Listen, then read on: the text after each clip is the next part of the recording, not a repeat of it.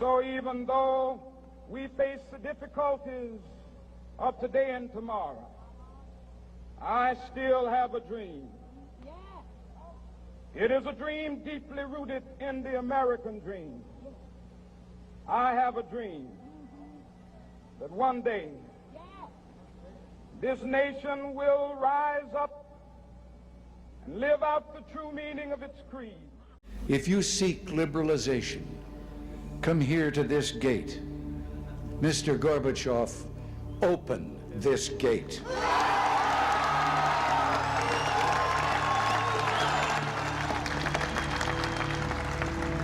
Mr. Gorbachev, tear down this wall. Vice President Johnson, Mr. Speaker, Mr. Chief Justice, President Eisenhower, Vice President Nixon, President Truman, Reverend clergy, fellow citizens.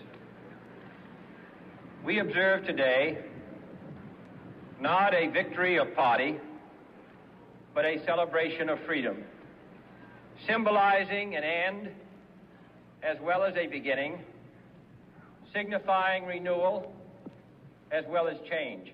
Welcome to Echo Chamber Escape, where we break the bubble one truth at a time. Today, we're diving into the magic and manipulation of political speeches. From Winston Churchill's rallying war cries to modern-day campaign stumps, we'll reveal why these speeches hold so much power and how they shape our world. Stay tuned, because the tactics you'll learn may just change how you see every politician who steps up to a microphone. Political speeches do more than just inspire or inform. They can galvanize entire populations, sometimes for the better, sometimes for worse. From Martin Luther King Jr.'s "I Have a Dream," fueling the civil rights movement, to totalitarian regimes weaponizing words for propaganda, speeches can mobilize, motivate, and manipulate. 1. Shared identity. A great speech makes listeners feel part of something bigger, an us versus them. 2. Emotional resonance. Leaders who master pathos can trigger hope, fear, or pride to sway public opinion. 3. Memorable messaging. Catchy slogans stick. That's why we still quote "Yes, we can" years later. If you want to see through the spin, you first have to recognize how these techniques work. It's time for a quick crash course on rhetorical magic. Trust me, knowing these devices is like having backstage passes to the show. 1. Ethos, credibility. The speaker's authority or trustworthiness. Here is an example. I served in the military for 20 years. To prove they've walked the walk. 2. Pathos, emotion. Tapping into raw feelings, fear, anger, hope, love. Here is an example. Dr. King's "I Have a Dream" speech uses vivid imagery to stir the heart. 3. Logos, logic. Facts, statistics, or data to build a rational case. Here is an example. Politicians citing unemployment rates or economic growth stats to bolster their argument. 4. Repetition and catchphrases.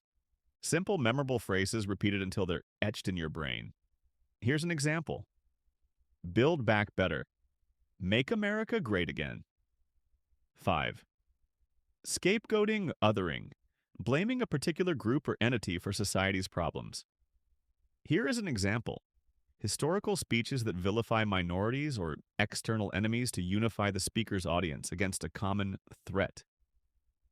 Notice how these tools aren't just for good. They can rally hope or spread hate. Remember, the same hammer that builds a house can break it down. Let's look at two classic examples. One that lit the world's imagination, another that fed the flames of destruction. 1. Winston Churchill's "We Shall Fight on the Beaches," 1940. If necessary, alone. At any rate, that is what we are going to try to do. That is the resolve of His Majesty's government, every man of them. That is the will of Parliament and the nation. The British Empire and the French Republic, linked together in their cause and in their need, will defend to the death their native soil, aiding each other like good comrades to the utmost of their strength. We shall go on to the end. We shall fight in France. We shall fight on the seas and oceans. We shall fight with growing confidence and growing strength in the air. We shall defend our island, whatever the cost may be.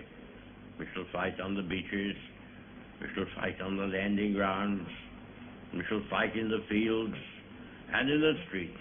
We shall fight in the hills. We shall never surrender.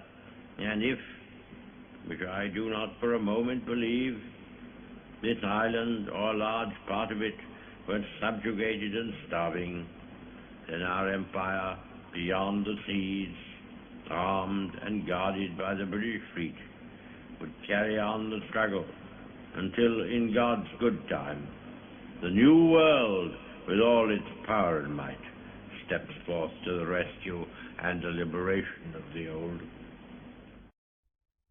Context: World War II was at a dire stage for Britain. Method: heavy use of repetition. We shall fight to instill defiance. Outcome: united a beleaguered nation to keep fighting. 2. Adolf Hitler's Nuremberg rallies, 1930s. Du meine Arbeit für richtig hältst, ob du glaubst, dass ich fleißig gewesen bin, dass ich gearbeitet habe, dass ich mich in diesen Jahren für dich eingesetzt habe, dass ich anständig meine Zeit verwendet habe im Dienste meines Volkes. Gib du jetzt deine Stimme ab. Wenn ja, dann tritt für mich ein, so wie ich für dich eingetreten bin. Context: post-WWI Germany, economic despair. Method: ethos as a savior, scapegoating minority groups, theatrical staging to intensify emotional fervor. Outcome: mobilized massive support for a catastrophic regime. These examples show how the same rhetorical tools can lead to drastically different ends. That's why understanding them matters. In today's digital world, a speech doesn't end at the podium. It echoes on social media. Sound bites get replayed, memes go viral, and tweets oversimplify nuanced policy. The challenge? 1. Viral velocity.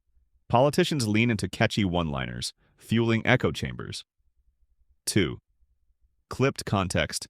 Platforms push 10-second bites, ignoring the full argument or nuance. 3. Emotional amplification. Social algorithms reward emotional reactions. Extreme content thrives. To escape the bubble, always ask, what's not being said, and which data is left out? So how do we guard ourselves against manipulation while staying informed? Check sources. If they quote stats, who provided them? Consider context. What's happening politically or globally that might color their words? Spot emotion versus fact. Ask, am I being moved or informed? Both can be valid, but know the difference. Follow the money. Could donors, sponsors, or interest groups be influencing the narrative? Think long-term. Does the speaker address root causes or just stoke short-term outrage? Powerful speeches can unify nations or tear them apart. They can bring hope or sow division. Now that you know how to dissect the rhetoric, you'll be able to see past the stage theatrics and emotional hooks. Because here at Echo Chamber Escape, we believe truth doesn't care about your team, and neither should you. If you found this breakdown helpful, do 3 things right now to break the bubble.